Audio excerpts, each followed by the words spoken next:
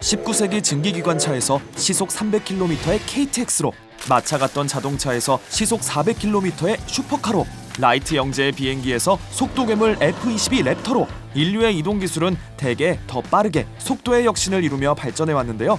의아한 건 인간이 만든 이동체 중 가장 덩치가 큰 초대형 선박의 엔진만큼은 예외라는 거예요. 자동차, 기차, 비행기는 물론이고 동네 마트조차 속도 경쟁을 벌이는 시대에 왜 이 거대한 배들은 고속 엔진이 아닌 느릿한 저속 엔진을 사용하고 있는 걸까요? 초대형 선박이 저속 엔진을 쓰는 이유는 간단해요. 배는 빠르게 가는 것보다 싸게, 오래, 확실하게 움직이는 게 훨씬 중요하기 때문이죠. 이건 바다로 나간 인류, 그 오랜 역사가 증명해온 정답이기도 해요. 인류는 약 수만 년 전부터 배를 타기 시작했습니다. 이후 바다를 지배하는 자가 세상을 지배한다는 말이 나올 만큼 바다는 인류사의 큰 물줄기를 좌우해 왔는데요. 그 긴 시간 동안 대양의 흐름을 주도해온 건 의외로 강력한 군함이 아닌 무역 상선들이었어요. 대항해 시대에 해상 무역으로 쌓아올린 막대한 자본이 세계의 판도를 어떻게 바꿔놓았는지만 봐도 알 수 있죠. 그 흐름은 21세기에도 이어지고 있어요. 현재 전 세계 무역량의 80% 이상을 바다 위의 선박들이 책임지고 있거든요. 2024년 한 해에만 127억 2천만 톤의 물자가 바다를 건넜고 수만 척의 거대 상선들이 원유와 곡물, 컨테이너를 가득 싣고 세계로 뻗어나갔죠. 이 수많은 배들을 실제로 움직이게 하는 힘이 바로 선박의 심장인 엔진인데, 선박에 엔진이 없던 시절에는 사람의 손과 자연에 의존해 배가 움직였어요. 노와 돛, 그리고 바람이 엔진 역할을 대신한 거죠.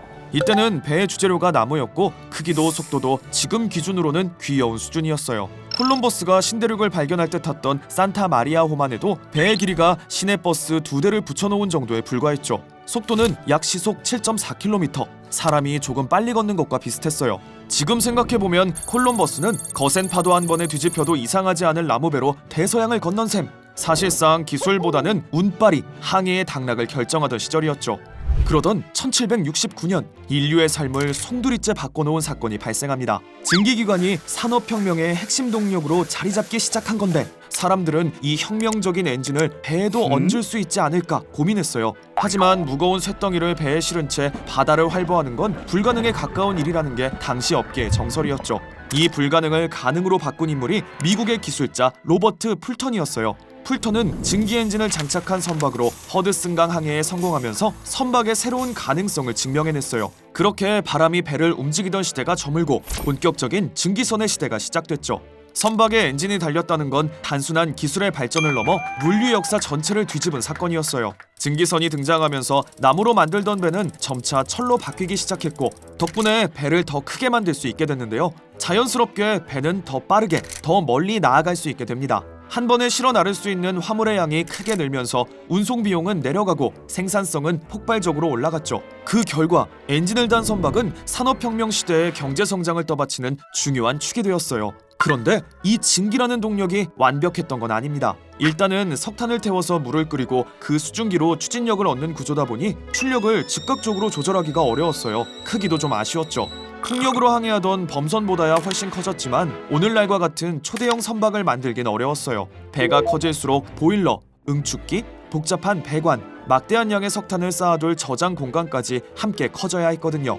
결국 배의 외형이 커지더라도 그만큼 많은 화물을 실을 수는 없었던 거죠. 이런 문제들을 해결하면서 판을 뒤집은 건 디젤 엔진이었어요. 디젤 엔진은 물을 끓이는 복잡한 과정 없이 엔진 안에서 연료를 바로 태워 힘을 얻는 방식이었어요. 디젤 엔진의 등장과 함께 보일러를 포함한 복잡한 설비들이 사라지면서 선체를 더 크게 설계하고 화물을 더 많이 싣는 것이 가능해졌어요. 효율과 출력도 뛰어났는데요. 석탄보다 훨씬 작은 부피의 디젤 연료로 더 멀리, 더 안정적인 항해를 할 수 있게 되었죠. 이후 물동량이 폭발적으로 늘어나면서 배는 용도에 따라 다양한 선종과 선형으로 세분화되기 시작합니다. 특히 1960년대 컨테이너 수송 시대가 본격적으로 열리면서 해상무역은 새로운 전환점을 맞이하는데요. 수십만 톤의 화물을 싣고 수천 해리를 달리는 초대형 선박들이 바다를 주도하게 된 거예요. 배의 심장인 엔진도 더 다양하게 진화하기 시작했어요. 선박의 엔진은 흔히 RPM이라고 하는 분당 회전수에 따라 저속, 중속, 고속으로 나뉘는데요. 보통 240rpm 이하면 저속, 900에서 1000rpm을 넘어가면 고속 엔진이라고 해요. 그리고 앞서 언급한 것처럼 글로벌 무역의 핵심인 초대형 선박들은 RPM이 낮은 저속 엔진을 사용하는데요. 아니, 빨라야 좋은 거 아니냐? 왜 저속을 쓰는 거냐? 다 이유가 있습니다. 일단은 거대한 배가 고속 엔진을 쓰기에는 구조적으로 무리가 있어요. 이게 무슨 말이냐? 선박은 프로펠러가 바닷물을 밀어내면서 그 힘의 반작용을 통해 앞으로 나아가잖아요. 근데 이 초대형 선박의 프로펠러는 크기가 2, 3층 건물의 높이와 맞먹을 만큼 어마어마하단 말이죠. 이걸 고속 엔진으로 빠르게 돌린다고 생각해보세요. 거대한 날개가 물속을 거칠게 휘젓기 시작하면 물이 뒤로 밀려나기보다는 사방으로 튀어오르게 되겠죠? 이 과정에서 순간적으로 압력이 확 떨어지고 그 압력차 때문에 물이 기체 상태로 변해버려요. 그러면서 작은 기포들이 한꺼번에 쏟아져 나오는데 이런 현상을 캐비테이션이라고 해요. 이 캐비테이션 현상이 발생하면 프로펠러는 물을 제대로 밀지 못하고 마치 공기를 휘젓는 것과 같은 상태가 되어 헛발질을 하는 거죠. 당연히 추진 효율은 떨어지고 동시에 선체에는 엄청난 소음과 진동이 퍼지게 됩니다. 심하면 프로펠러 표면이 깎여나가거나 항해 도중 날개가 깨지는 아찔한 상황이 벌어질 수도 있어요. 게다가 고속 엔진은 미친 듯이 회전하는 만큼 먹어치우는 연료량이 무지막지해요. 하루 연료비가 억 단위에 달하는 초대형 선박에게 캐비테이션으로 인한 효율 저하는 치명적일 수밖에 없어요. 돈이 바다로 줄줄 새어나가는 셈이니까요. 반면 저속 엔진은 분당 수십 번만 회전을 할 정도로 느긋하게 움직입니다. 그만큼 연료 소모도 훨씬 적죠. 하지만 한 번 돌 때마다 만들어내는 토크, 즉 배를 밀어내는 힘은 상상을 초월해요. 지름 10m 이상의 거대 프로펠러를 감속기 없이 직접 돌려버릴 수 있을 정도. 중간에 에너지를 잡아먹는 복잡한 장치가 필요 없으니 에너지 손실은 최소화하고 연료 효율은 극강으로 끌어올릴 수 있죠. 정리하자면 효율과 경제성이라는 생존 조건을 완벽하게 충족하는 저속 엔진이 초대형 선박의 표준으로 자리 잡을 수밖에 없었던 겁니다. 그런데 이 저속 엔진을 만드는 게 보통 일이 아니에요. 엔진 하나의 크기가 움직이는 건축물에 가깝거든요. 이걸 정교하게 가공, 운송, 조립하고 미세한 오차 없이 정렬까지 해낼 수 있는 기술력과 인프라를 갖춘 나라는 전 세계에서 손에 꼽을 정도죠. 여기서 잠깐 애국심 한번 채우고 가자면 글로벌 시장에서 이 저속 엔진 제조의 핵심 거점이 바로 대한민국이라는 거.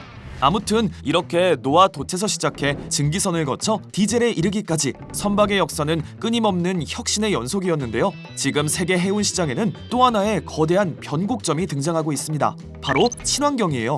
기후위기에 대응하기 위해 탄소 배출을 줄이는 일은 이제 바다에서도 피할 수 없는 과제가 되었어요.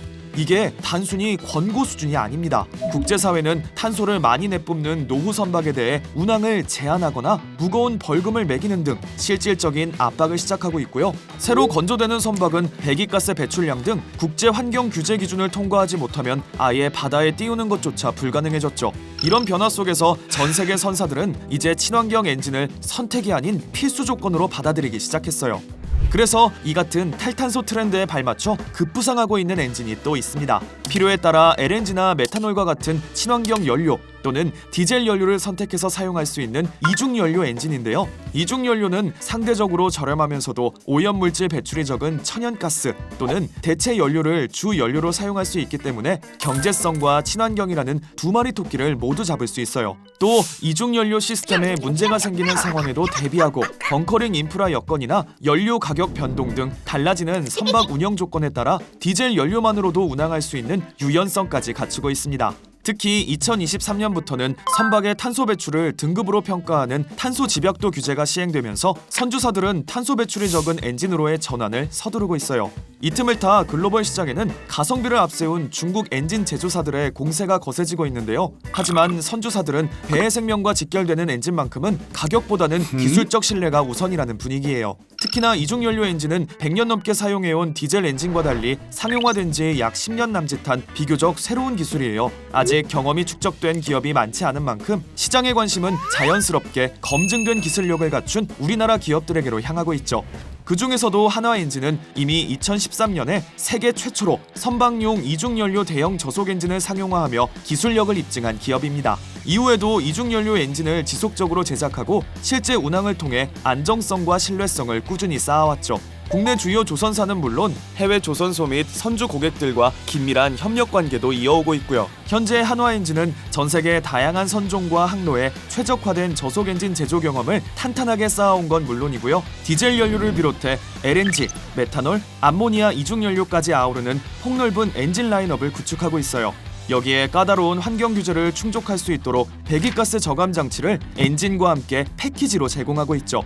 그에 더해 정기적인 유지 보수부터 정비까지 책임지는 철저한 사후 서비스까지 제공한다는 사실. 최근에는 노르웨이 전기 추진 및 전력 자동화 시스템 전문 기업인 심의 지분 100%를 인수하는 계약을 맺었어요. 국내 기업 중 최초로 북유럽 선박용 전기 추진체 시장에 진출한 건데, 이번 인수 계약을 통해 앞으로 기존 내연기관 엔진 생산 역량에 심의 전기 추진 시스템 사업을 더해서 선박 규모와 운항 특성에 맞는 다양한 추진 시스템 라인업을 확장할 계획이에요. 그렇게 한화엔진은 엔진을 만드는 회사를 넘어 전기 하이브리드 추진 솔루션까지 선박 추진의 모든 솔루션을 제공하는 파트너로 거듭나고 있습니다. 느리지만 강력한 엔진의 힘은 지금 이 순간에도 세계 물류의 심장을 뛰게 하고 있어요. 초대형 선박에게 중요한 것이 속도보다 효율과 안정성이듯 지속 가능한 글로벌 해양 생태계를 위해 가장 필요한 건 역시 흔들림 없는 기술력이에요. 한화는 앞으로도 한화엔진을 비롯한 조선해양 계열사들의 시너지를 통해 글로벌 시장을 힘차게 이끌어 나갈 계획입니다. 한화의 멈추지 않는 엔진이 대한민국 경제의 활력을, 인류에게는 더 푸른 미래를 선사할 수 있기를 기대하면서 오늘 영상 마치도록 하겠습니다.